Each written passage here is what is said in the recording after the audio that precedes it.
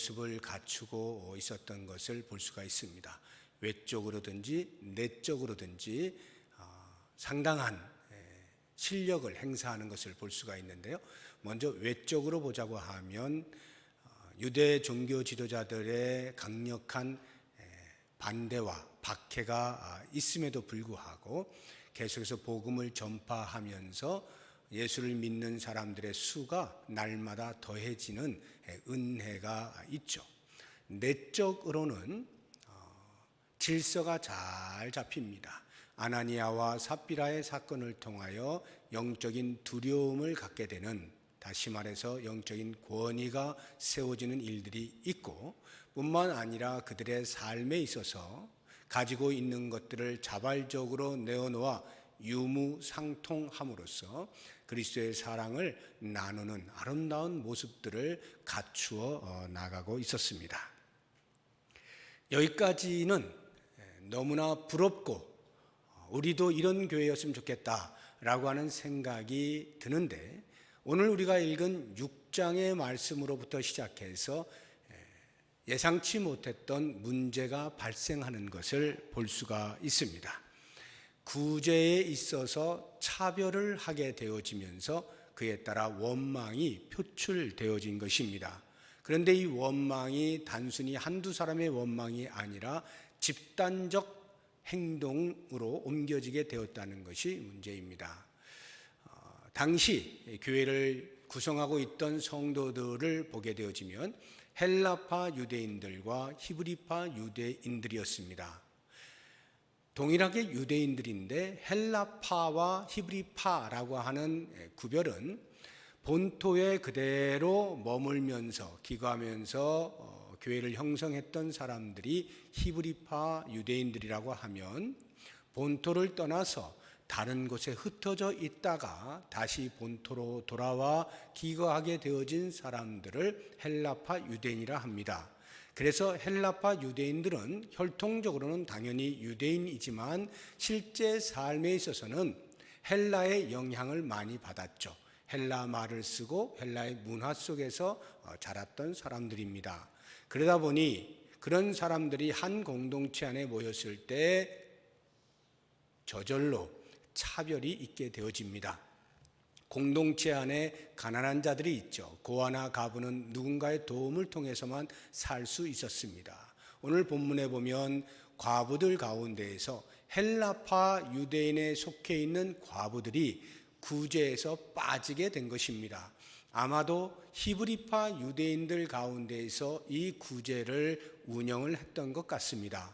그러다 보니 자연스럽게 팔이 안으로 굽는다고 자기들에 대해서는 구제를 정확히 하는데 헬라파 유대인들에 속해 있는 과부들에 대해서는 소홀히 여긴 것입니다.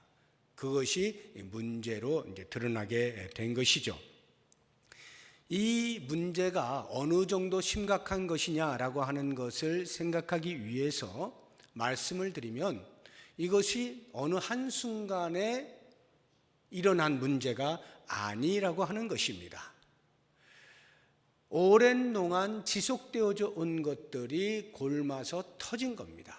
그러니까 처음에 구제에서 빠질 때에는 그 사람들이 고개를 갸우뚱거렸겠죠. 저 사람들이 실수했나? 왜 그러지? 이렇게 의아해하다가 그 다음 또 빠지고 또 빠지고 시간이 지나면서 점점 섭섭해지는 것입니다. 서운한 것입니다. 저러면 안 되는데 왜 저러지? 이렇게 되어지다가 계속 쌓이고 쌓이다 보니 결국에는 원망이 터져 나온 것입니다. 그런 걸 보면 문제가 하루아침에 생겨난 것이 아니어서 대단히 심각하다라고 하는 것을 우리가 짐작을 할 수가 있고요. 또 다른 하나를 보자고 하면 5장까지 우리가 본 것처럼 그 당시의 초대교회의 모습은 파라다이스 그 자체였습니다. 어떻게 이런 공동체를 구성할 수가 있을까라고 할 만큼 훌륭한 모습을 가지고 있었는데, 순간 6장으로 넘어오게 되면서 이러한 일이 벌어지게 되어질 때 마치 그 사이에 뭔가 논리적인 비약이 일어난 것 아니냐라고 하는 생각이 들 만큼 감을 느낄 수밖에 없다는 것이죠. 만약 5장까지의 모습 속에서의 초대교회를 상상한다면 6장과 같이 과부들을 구제하는 일이 발생했을 때 대단히 잘했을 거예요. 과부들이 다른 사람 못지않게 배를 두들기면서 살 수 있을 만큼 아주 잘 대해주었다 라고 기록하는 것이 논리적으로 잘 맞죠. 그런데 이렇게 논리적인 비약이 일어나는 것처럼 상상할 수 없었던 원망이 터져 나왔다라고 하는 것은 그만큼 그 당시에 이 문제가 심각하다라고 하는 것을 우리에게 말해주고 있는 것입니다. 이러한 문제가 일어나게 되어진 원인이 무엇일까를 생각해 보면 사도행전의 저자인 누가가 우리에게 암시해주고 있는 힌트가 1절에 나오는데, 그때의 제자가 더 많아졌는데 라고 하는 이 제자의 수의 증가, 성도의 수가 증가한 것, 다시 말하면 그 공동체 안에 수가 증가하게 되면서 간헐적으로 일어날 수 있는 균열들, 흠집들이 발생했을 때 그것을 즉각적으로 해결할 수 있는 능력을 제대로 갖추지 못했다 하는 것입니다. 너무나 급작스러운 증가가 사람들로 하여금 전부를 다 골고루 돌볼 수 있도록 하지 못하였다라고 하는 것이죠. 이러한 문제가 발생하게 되었을 때 사도들이 대처하는 모습이 오늘 본문에 나옵니다. 이들의 대처는 단순한 행정적 조처를 하는 것이 아니고 근본적인 해결책을 제시한다는데 우리의 시선이 고정될 필요가 있습니다. 두 가지 해결책을 제시하는데, 하나는 기도와 말씀에 전무하겠다라고 하는 것이고 또 다른 하나는 일꾼을 세우는 것입니다. 사도들이 볼 때에 이 문제가 불거지게 된 원인은 이러한 것이었습니다. 지금 우리가 영적으로 많이 약화가 되었구나라고 인식을 한 것입니다. 수가 증가하게 되니까 당연히 그 조직을 이끌어가기 위하여 발생하는 많은 일들이 있는데 거기에 신경을 쓰다 보니 사도들로서 당연히 해야 할 본연의 임무인 기도와 말씀을 전하는 일에 소홀히 되어질 수밖에 없었던 것이죠. 그러니 그것이 곧 영성의 약화, 이것으로 인하여 이러한 문제가 발생했다라고 보는 것입니다. 또 다른 하나는 마음의 문제로 보았습니다. 원망이라고 하는 것이 지금 일 처리에 있어서 부당합니다. 그러니 시정을 해 주시오라고 하는 건의적인 차원이 아니고 그것을 넘어서서 이미 마음에서부터 감정들이 들끓어서 그것이 밖으로 표출되어진 것이 원망인 것입니다. 원망의 대표적인 사람을 들라 하면 민족적으로 이스라엘 민족을 손에 꼽을 것입니다. 애굽에서 나와서 광야의 삶을 사는 처음부터 끝나는 40년 동안 원망의 연속 아니었습니까? 문제가 발생했을 때에 어찌할 줄 몰라서 불평하고 원망하죠. 모세가 그 문제를 하나님 앞에 들고 나가서 해결을 하게 되면 다시 또 출발을 하고, 그러다가 또 어떤 문제를 만나면 또 원망하고, 그런 것을 보게 되어지면 이 원망이라고 하는 것은 단순히 원망의 원이 되는 것을 해결해 주는 것으로 원망이 사라지는 것이 아님을 우리에게 보여주고 있는 거예요. 이것은 마음의 문제예요. 마음이 이미 만물보다 거짓되고 부패하여서 순간순간 우리에게 유익이 되지 않는다라고 판단이 되어질 때마다 튀어나오는 것이 이 불평이고 원망이라는 것을 알게 된 거죠. 사도들이 이 당시에 이와 같은 일이 일어난 것은 단순히 행정적으로 제대로 일을 하지 않아서 순간적으로 일어난 사건, 그래서 행정적 조치를 취하고 이 부분에 관련되어진 사람들을 문책을 하고 시정을 하는 이 정도로 되어지는 것이 아니다라고 판단을 한 겁니다. 그래서 사도들이 처방을 내린 것이 겉으로 치료해서 되는 것이 아니라 속에 가지고 있는 문제를 해결하자, 근본적인 문제를 해결하자라고 해서 기도와 말씀에 전무하겠다라고 선포를 한 겁니다. 다시 말하면 기독교 신앙의 정초가 되는 것, 기초와 본질이 되어지는 것이 기도와 말씀이라고 할 때 사도들은 기초로 돌아가겠다, 본질로 돌아가겠다라고 결정을 한 것입니다.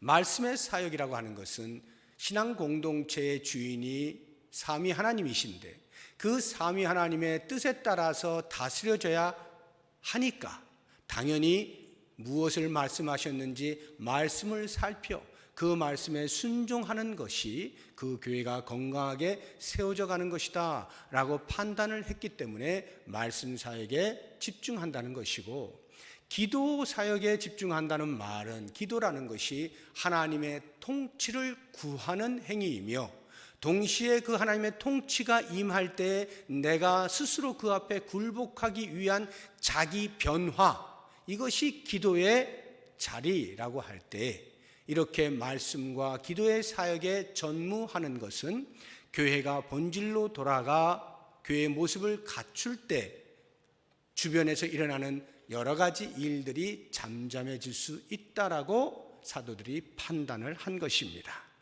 그러니까 수가 급작스럽게 증가하게 되어질 때에 빈틈이 생긴 것, 다시 말하면 기독교 신앙의 기초인 기도와 말씀의 훈련이 부족했다라고 사도들이 인식을 하고 자기들이 먼저 기도와 말씀의 자리에 들어가고 성도들을 그 훈련을 시키는 일에 우리가 전념하겠다라고 선포를 한 것입니다. 오늘날의 교회도 똑같습니다. 교회가 일반 단체가 아니기 때문에 하나님의 다스리심이 있는 신앙 공동체여야 한다면 당연히 하나님의 말씀이 중심이 되어야 하고 말씀이 바르게 해석되어지고 전달되어져야 되며 그 말씀을 바르게 배워야 하는 것입니다. 그러한 일들을 통해서 우리가 하나님의 뜻을 이해하고 깨닫고 그 뜻에 순종하여 나아갈 때 교회가 건강해지는 것이고, 그러한 일에 있어서 우리의 기도를 통하여 끊임없이 우리를 쳐서 복종시켜 하나님이 우리를 다스리도록 간구하면 교회는 당연히 여러 가지 잡다한 문제들이 저절로 사그라들고 건강하게 세워질 수 있게 되는 것이죠. 사도들이 이러한 문제를 해결함에 있어서 두 번째로 해결책을 제시한 것은 일꾼을 세우는 것입니다. 사도들의 그 당시의 본연의 사역이 봉사와 사도의 직무를 함께 하는 것이었습니다. 우리 한번 같이 말씀을 보고 사실을 확인해 보도록 하겠습니다. 사도행전 1장 24절 25절인데요. 제가 읽어보겠습니다. 눈으로 같이 따라오시면 되겠습니다. 그들이 기도하여 이르되 뭇사람의 마음을 아시는 주여, 이 두 사람 중에 누가 주님께 택하신 바 되어 봉사와 및 사도의 직무를 대신할 자인지를 보이시옵소서. 유다는 이 직무를 버리고 제 곳으로 갔나이다. 가룟 유다가 예수님을 배반하고 12 제자 가운데 빠지죠. 그 빠진 한 자리를 위해서 두 사람을 추천하여 한 사람을 선택하는 일을 합니다. 그때에 그 한 사람을 선택하기 위하여 지금 말하고 있는 것이 봉사와 및 사도의 직무를 대신할 자, 다시 말하면 사도들의 그 당시에 하는 일이 봉사의 일과 사도의 직무였다는 것을 알 수가 있습니다. 여기 나오는 봉사라고 하는 것, 오늘 본문을 보시게 되면 2절 뒷부분에 접대를 일삼는다 이렇게 표현을 해놓았죠. 우리 한국말에 일삼다라고 하는 말의 표현은 부정적인 뉘앙스를 풍기고 있어요. 이런 거 하면 안 된다라는 말을 할 때에 말투가 일삼는다 이렇게 이제 쓰기 때문에 오해의 소지가 있는데, 실제 여기의 말은 접대를 한다. 더 쉽게 이야기하면 식탁에서 음식을 분배한다, 음식 먹는 것을 서빙한다, 이런 의미입니다. 그래서 여기 일삼는다라고 하는 말은 섬기다, 봉사하다, 디아코네오, 헬라어로 디아코네오라고 하는 단어예요. 섬기다, 봉사하다. 접대는 식사하는 것을 말하는 겁니다. 그러니까 과부들에게 구제한다라고 할 때 기본적인 것이 이제 식사를 대접하는 것인데, 그 식사 대접하는 것에 이제 섬기는 일, 이것을 말하는 것입니다. 그래서 섬기다가 디아코네오인데, 섬김, 봉사라고 하는 명사를 쓰면 디아코니아라고 합니다. 헬라어로. 우리가 코이노니아라는 말은 많이 들어보셨죠? 이 코이노니아가 헬라어입니다. 교제, 친교라고 하는 의미를 가지고 있죠. 우리 지하의 카페 이름도 코이노니아 아닙니까? 친교, 교제의 의미인데, 봉사, 섬김은 디아코니아입니다. 그래서 봉사하는 사람, 섬기는 사람은 디아코노스, 이렇게 되어지는데, 이 디아코노스라고 하는 헬라어에서 영어 단어 하나가 파생이 되는 것이 디큰이라고 하는 영어 단어입니다. 이 디큰이 한국말로 번역하면 집사입니다. 그래서 집사라고 하는 것은 섬기는 일을 하는 사람, 봉사하는 사람이라고 하는 의미를 갖는 것이죠. 그런데 이것이 처음에는 사도가 두 가지를 다 한 거예요. 봉사의 일도 하고 사도의 직무인 복음을 가르치고 전파하는 일도 했던 것입니다. 그런데 수가 증가하게 되어지면서 불가항력적으로 나누어야 할 필요성을 느끼게 된 거예요. 그래서 봉사의 일을 따로 떼어서 일꾼을 세워 그 일을 하게 하고, 사도들은 자기들의 본연의 임무인 사도의 직무, 기도하는 일과 말씀 전하는 일에 전념하겠다, 이렇게 분리를 하게 된 것입니다. 그래서 이후의 신약 시대에 세워진 교회들, 사도 바울이 전도하고 돌아다니면서 세운 교회들을 보면 전부 여기에 목회자가 세워지고, 그 목회자가 교회 성도들을 훈련하여서 봉사 일을 하게 하는 것을 볼 수가 있습니다. 우리 에베소 4장 11절 12절 말씀 제가 읽어드리겠습니다. 그가 어떤 사람은 사도로, 어떤 사람은 선지자로, 어떤 사람은 복음 전하는 자로, 어떤 사람은 목사와 교사로 삼으셨으니, 이는 그렇게 교회 지도자들을 세운 이유가 성도를 온전하게 하여 봉사의 일을 하게 하며 그리스도의 몸을 세우려 하심이라. 봉사의 일을 하게 하려고 목사를 세우고 교사를 세우고 선지자를 세우고 복음자를 세우고 했다, 이런 말이에요. 그 봉사의 일을 하게 함으로써 교회의 몸인 교회 전체가 건강하게 세워지도록 한다. 이때에 목회자의 역할은 무엇이냐? 그것은 온전하게 하는 것입니다. 성도를 온전하게 하는 거예요. 그러면 무엇으로 온전하게 할 수 있습니까? 그것이 기도와 말씀, 기독교 신앙의 기초, 그것을 훈련시켜서 온전하게 하여 봉사 일을 잘 감당하도록 한다 하는 것입니다. 그렇다고 하면 이러한 일꾼을 세우는 일에 있어서 과연 어떤 사람이 신앙 공동체의 일꾼으로서 적합할 것이냐 하는 자질의 문제가 오늘 본문에서 몇 가지로 우리에게 소개가 되어 있습니다. 3절을 보시게 되면, 형제들아 너희 가운데에서 성령과 지혜가 충만하여 칭찬받는 사람 7을 택하라. 우리가 이 일을 그들에게 맡기겠다 말씀하시고, 5절을 보면 온 무리가 이 말을 기뻐하여 믿음과 성령이 충만한 사람 스데반을 비롯한 7사람을 세웠다, 이렇게 말하고 있습니다. 이 3절과 5절을 통해서 우리가 정리를 해보면 4가지로 자질이 나오는데, 첫 번째가 성령 충만한 사람입니다. 성령이 충만해야 돼요. 왜 그럴까요? 교회 공동체에 다스리시는 분이 삼위 하나님이시잖아요. 삼위 하나님은 영으로 계시죠. 영이신 하나님과 교통을 통하여서 하나님의 뜻을 헤아리고 그 뜻을 시행하고자 하면 우리가 우리 안에 내주하여 계신 성령의 음성을 듣고 영으로 하나님과 교통할 때만이 하나님의 뜻을 헤아릴 수가 있겠죠. 그러면 우리 안에 계시는 그 성령이 충만할 때, 다시 말하면 성령이 우리에게 말씀하시는 것을 놓치지 아니하고 다 귀를 기울여 들을 수 있을 때, 그때에 하나님의 뜻은 밝히 드러나는 것이고, 교회를 이렇게 이끌어 가야 되는구나 라고 하는 하나님의 뜻을 알 수가 있는 것입니다. 그런 면에서 교회의 일꾼은 무엇보다 먼저 성령이 충만한 사람이어야 한다 하는 것이고, 두 번째가 지혜 충만인데요.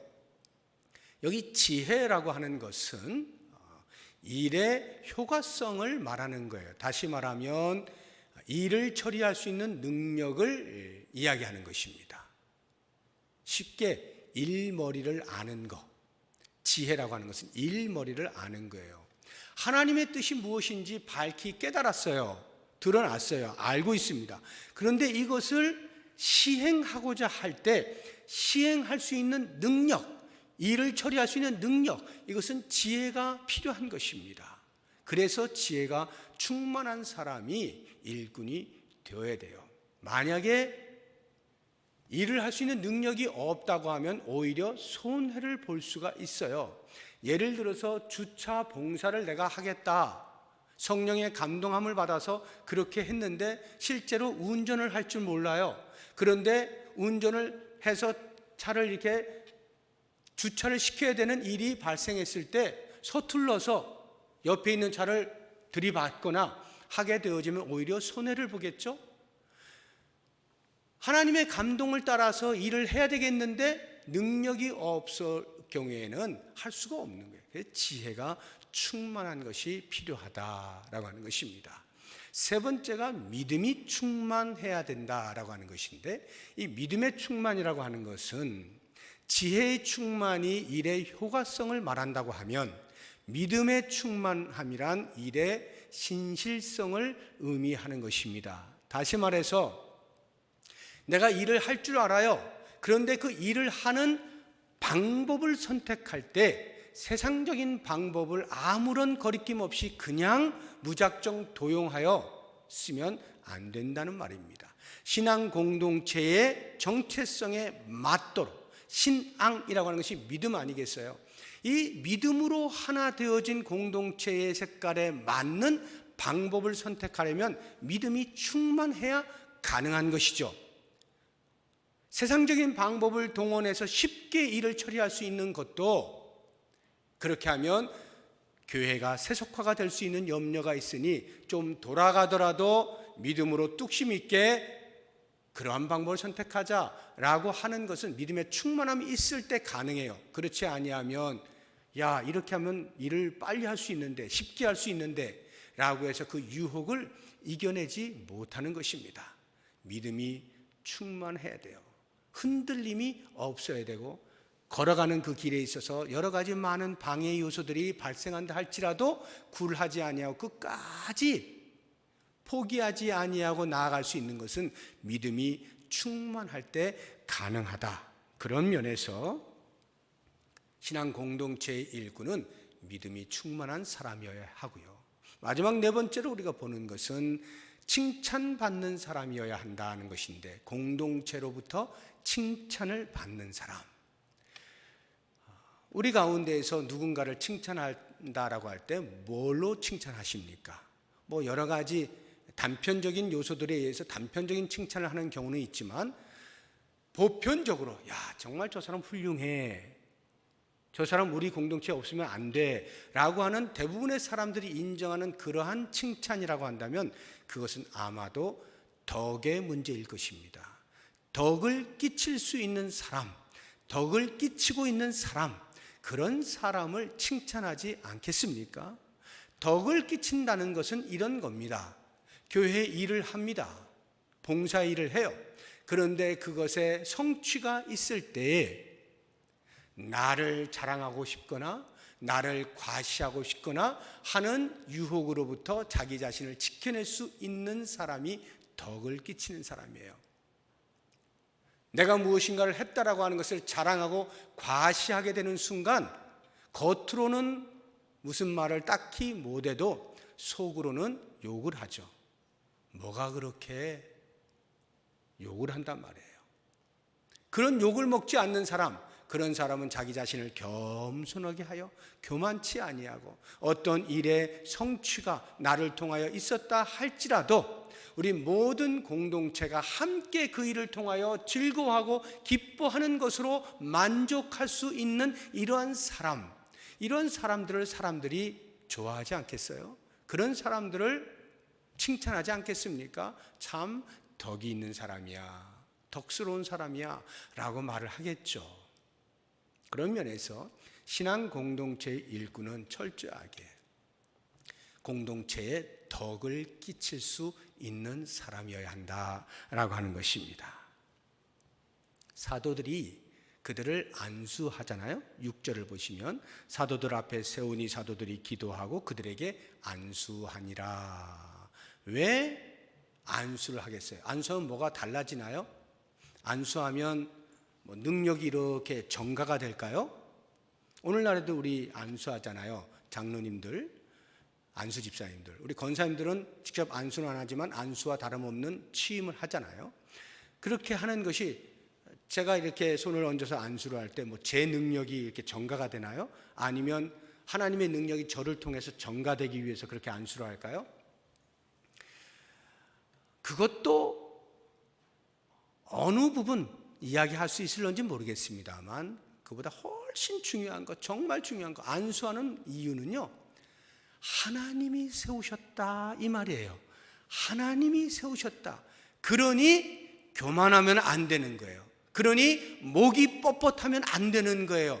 하나님이 세우실 때는 전적으로 하나님의 은혜로 말미암아 귀히 여겨 세워주신 것이니 그 앞에서 겸손히 하나님의 뜻을 이루는 것에만 목적하여 엎드리며 성도들을 섬기는 것, 이것이 안수의 이유인 것입니다. 그래서 안수를 받은 사람은 자신의 삶을 허투루 하지 않습니다. 계속해서 자기 자신을 살펴서 하나님 앞에 내가 과연 안수받은 자로서 하나님의 일을 맡은 자로서의 자기 자리를 잘 지키고 있느냐, 나는 계속해서 충성하고 있느냐, 이 부분을 끊임없이 점검하고 충성의 자리를 지켜내는 것, 이것이 안수받은 자예요. 교회의 일꾼은 바로 이와 같은 사람들이 세워질 때 그 교회가 건강해진다라고 하는 것입니다. 이제 마지막으로 오늘 말씀의 제목이 함께 세워가는 신앙 공동체입니다. 여기에 함께라고 하는 것에 주의할 필요가 있어요. 함께. 목회자들만 아니고 직분을 받은 사람들만 아니고 함께라고 하는 것에 주의를 기울이셔야 됩니다. 당시에 7사람이 세워졌어요. 우리는 흔히 7집사 이렇게 표현을 합니다. 이 당시에 집사라고 하는 제도가 있지는 않았으나 나중에 발생된 것을 오늘날 우리가 이해하기 쉽게 하기 위해서 집사라고 불러주는 거예요. 7집사. 그러면 과연 7집사만 일을 했을 것이냐, 또는 7집사만 이 자격에 합당한 사람이었을 것이냐? 절대로 그렇지 않습니다. 공동체가 어떤 평가의 기준을 세워놓고 그 기준에 맞는 절대평가제로 그 기준에 맞는 사람 몇 명이냐 해서 뽑아보니 7명이 된 것이 아니에요. 사도들이 7을 택하라 라고 해서 그 7사람을 뽑은 것 뿐이에요. 당시를 운영해 가는 그 교회 공동체를 매끄럽게 어려움 없이 이끌어가기 위해서는 한 7사람 정도가 필요하겠다라고 판단을 한 겁니다. 그래서 그 7사람을 세운 것 뿐이에요. 그러면 7 안에 들어오지 않은 다른 사람들은 자격이 안 되어서 못 들어온 것이냐? 그게 아니다 이 말이에요. 그렇기 때문에 이 당시에 7사람 안에 들어왔든지 아니든지 상관하지 아니하고 모든 공동체 사람들이 다 기뻐하죠. 5절을 보십시오. 온 무리가 이 말을 기뻐하여 하고 시행을 하고, 그 이후에 7사람 안에 들어오든 밖에 들어오든 자만하지도 않고 의시되지도 않고 주눅들지도 않고 기분 나빠지도 않고 모든 공동체 전체가 다 기뻐하면서 함께 힘을 합하여 교회를 세워갔다라고 하는 것, 여기에 우리의 시선이 고정될 필요가 있는 거예요. 그래서 이 함께라고 하는 것, 우선적으로 우리 하나님께서 일하시는 방법이 함께잖아요. 삼위 하나님, 성부 하나님, 성자 예수님, 성령 하나님께서 창조 사역이 되었든 구속 사역이 되었든 계속해서 함께 일하시지 않습니까? 하나님께서 세우신 선민이라 하는 이스라엘 나라에도 통치 세력들을 보시게 되면 기름 부음 받은 자, 제사장, 선지자, 왕이 함께 통치하잖아요. 백성들을 대표하여 하나님께로 나아가는 제사장, 하나님을 대변하여 백성들 앞에 서서 말씀을 선포하는 선지자, 하나님의 뜻을 따라서 백성들을 다스리는 왕, 이렇게 함께 공동체를 이끌어가고 있는 모습을 볼 수가 있습니다. 오늘날의 교회도 역시 마찬가지예요. 신약의 교회가 우리에게 모범을 보여주고 있는 것이 그것이죠. 사도 바울이 계속해서 교회들에 대하여 이야기하고 있는 것, 교회는 그리스도의 몸이다 라고 하는 거예요. 교회는 그리스도의 몸이다. 그리스도를 머리로 모시고 있는 몸된 교회, 교회 안에 구성원들, 성도들 한 사람 한 사람은 그 몸을 구성하고 있는 각각의 지체들이라고 이야기를 함으로써 어디가 빠져 있는 것을 정상적인 몸이라고 하지 않잖아요. 그런 것처럼 교회 안에 성도들 가운데 누군가가 도외시되거나 소홀히 여김을 받거나 무시당하거나 폄하되거나 하는 이러한 일들로서는 건강한 몸이라 할 수 없어요. 건강한 교회 공동체를 할 수가 없어요. 모두가 각자의 가지고 있는 독특한 기능들과 역할들을 유기적으로 협력하여 나아가게 될 때 몸된 교회가 건강하게 세워지는 거죠. 함께라고 하는 개념이 없으면 교회는 계속해서 삐그덕거릴 수밖에 없는 거예요. 어떤 지체가 다른 지체를 바라보고 내가 너보다 더 중요해 라고 뻐길 수 있는 지체가 어디에 있습니까? 우리가 생각지도 아니한 아주 사소한 우리 몸의 지체 하나가 뭔가 손상되었을 때 몸 전체가 아파하는 것 아니겠어요? 역할에 크고 작음은 있을런지 몰라도 중요함에 있어서의 크고 작음은 없는 거예요. 모두가 다 각각의 자기 기능의 중요함을 가지고 있어요. 그렇기 때문에 이들이 서로 존중하면서 협력해 나갈 때 비로소 교회 공동체가 건강하게 세워져 갈 수 있는 것이죠. 모쪼록 원하기는 우리 교회가 이렇게 서로 성도들을 바라보면서 너는 나에게 필요한 존재, 너는 나에게 필요한 존재, 피차가 그렇게 인정하고 존중하면서 그리스도의 몸에 붙어있는 우리들이 서로 협력을 함으로써 몸 전체가 건강해지게 될 때 사회에서 바라보면 저 교회라고 하는 저 모임은 도대체 무엇인가 신기해하고 부러워하고 의아해하고, 야, 어떻게 하면 우리도 저렇게 살 수 있을까라고 하는 부러움이 될 수 있는, 영어로 표현하면 Contrast Society, 대조 사회, 이 사회가 보여줄 수 없는 모습들을 우리 교회가 갖추게 됨으로써 교회가 여기에 생명이 있다라고 복음을 선포할 때 그 복음의 능력이 그들에게 전달이 되는 게 강력하게 전달이 되는 거죠. 그런데 우리의 삶이 세상의 모습과 전혀 다를 바가 없는 그러한 초라한 모습으로 삐그덕거리면 우리가 전하는 복음이 능력이 있다 하더라도 우리의 모습 때문에 그 복음이 가리워질 수가 있어요. 우리의 삶에 있어서 이 복음이 복음되게 하기 위해서 먼저 교회 공동체가 이렇게 피차의 협력을 통하여서 건강하게 세워지고 그러한 모습들을 통해서 복음을 날마다 증거하며 주께로 돌아오게 하는 사람들이 많아지는 귀한 역사가 있는 복된 교회 될 수 있기를 주의 이름으로 부탁드립니다. 기도하겠습니다.